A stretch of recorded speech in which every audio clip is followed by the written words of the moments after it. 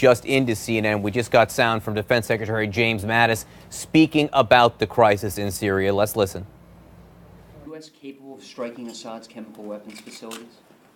Now, the first thing we have to look at is why are chemical weapons still being used at all when Russia was the framework guarantor of removing all the chemical weapons.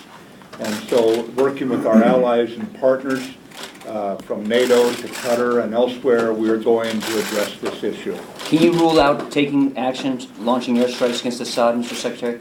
I don't rule out anything right now. Thank you very much, ladies and gentlemen. Mr. Secretary. I don't rule out anything right now from the Defense Secretary James Mattis, also asking why were chemical weapons in Syria if Russia was in charge of getting them out. Samantha Vinograd, the Russian element here is a key complicating factor. Yes, President Trump called out Vladimir Putin by name for the very first time on any subject. But how does Russia factor into the equation of what the United States does now? Well, John, I actually think this is the key question in the National Security Council meeting that's going to occur later today.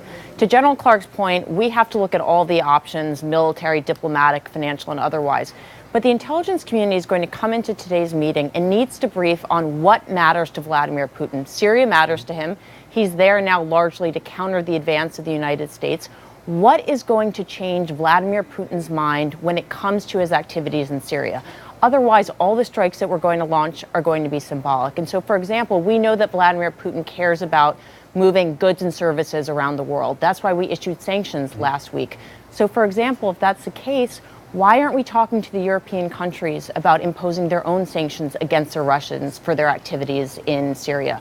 Why aren't we talking to the Saudis and the Turks, our allies in the region, about stopping their arms deals with Russia because of its support for Assad? The intelligence community needs to come into this meeting and brief on what matters to Putin, and that should drive policy responses. We should note, again, the Russians deny. They say they've seen no evidence of a chemical attack, but that's what they do. The Russians deny this type of thing in Syria. They denied the Russian election meddling. And of course, Syria would not do this. Assad would not do this if Russia did not allow it to happen at a certain level. General Clark, John McCain wrote over the weekend that he feels that Syria is emboldened by the president's statement, and we heard it moments ago, that he wants to withdraw U.S. troops from Syria. Do you believe that to be the case?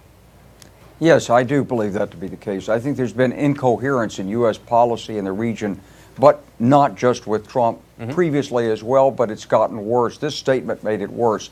If we want a say in the region, we have to keep troops on the ground. We've got a minimum footprint.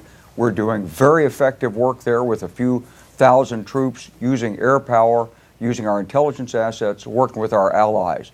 If we don't stay and work this, but you can't just work it militarily. You have to say, what's the political strategy? Are we going to contribute to reconstruction? Are we going to resettle refugees in the area? Are we going to cooperate with Assad's government? Or are we going to continue to demand that he leave or simply accept it?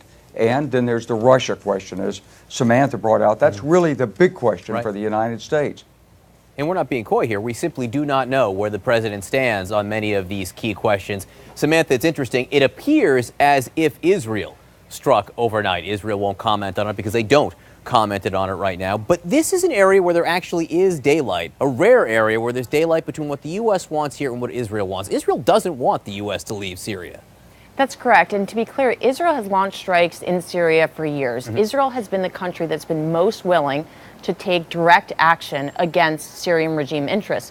And this puts Israel at odds with Russia. Netanyahu and Putin have a very open relationship, but Netanyahu was very public with Putin as recently as January that Israel will continue to act in Syria to counter Iran. But the truth is, John, that Israel's been launching strikes for years. The killing has gone on. So Israeli strikes are not going to deter Assad.